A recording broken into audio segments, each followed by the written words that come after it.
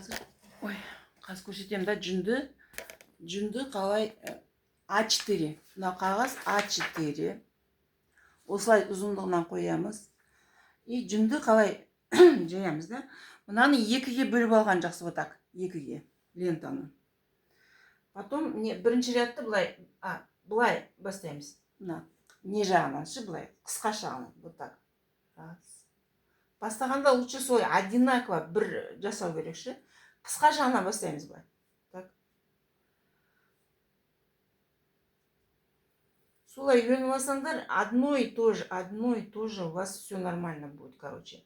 Бірінші рядты қойып шықтық та. Теперь екінші рядты қойған кезде 50% вот так.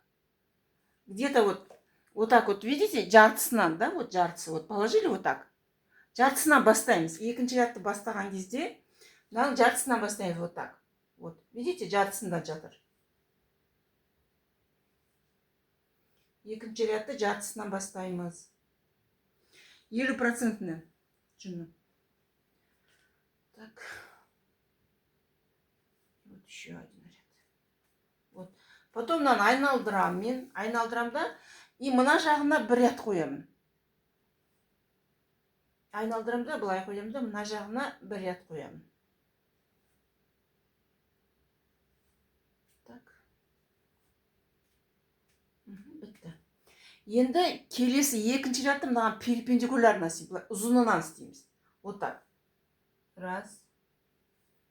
Два. Бірінші ряд осылай қоя саламыз, да? Бірінші ряд қойылды. Екінші рядты опять 50 жартысынан бастаймыз, жартысынан. Міне ұзын жату көрініп сол жартысынан қоямыз. Жартысынан бастаймыз. Басы жартысынан басталады мына жерден. Вот так. Келесі ряд ана рядтың жартысынан басталады. Үшінші ряд кетті міне. Үшінші ряд тоже жартысынан. Келесі ряд алдыңғы рядтың жартысын жауып отыру керек, Сонан айналдырамын опять. Мына ең соңынан бастаймын. Ең соңынан қойып шығамын. Вот так. И тағы бір ряд мынаның ортасынан 50%. Сол кезде полностью жабылады мынау. Вот так. И үстінен қараған кезде, мына жерде ақ қағаз көрінбеу керек. Түсінікті ғой, да? Сөйтіп бұлай жинаймыз. Осылай уақыт болған кезде жинап қойып қоямыз, А потом палантин жасаған кезде осы дайын жасап қойғандарды бұлай аламыз да. Вот так вот аламыз да. Бұлай қойып, бұлай 2 ряд, бұлай 10 ряд, да? 10 ряд болған кезде менікі 50-ші размер, мен 10 рядты бұлай қоямын. Ал егер 44-ші, 46-ші кішкентай размерлер болса, онда 7, 8, 9 қоя беруге болады. Оның еш несі жоқ. Екінші рядты аламыз да бұлай. Қасына қоямыз да мынаны. Осылай.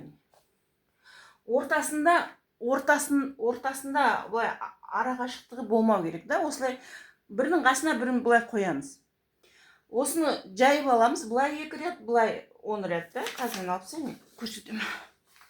Арғата не істейміз? Мына өзі алын қаланды. Мынаның үстінен қалың бір кітап, тяжелый қой қойсаңшы, мына бұлай болып тұрады, Сондай болып тұрғаны жақсы. Осындайды жасап қоямыз, дайындап қойсақ, потом палантин жасаған кезде бүйтіп алып қоя саласың да, солай саласың, тез болады, сол кезде. А если мынаны алып жайып отырсаң, конечно, целый день керек. Смотрите сейчас.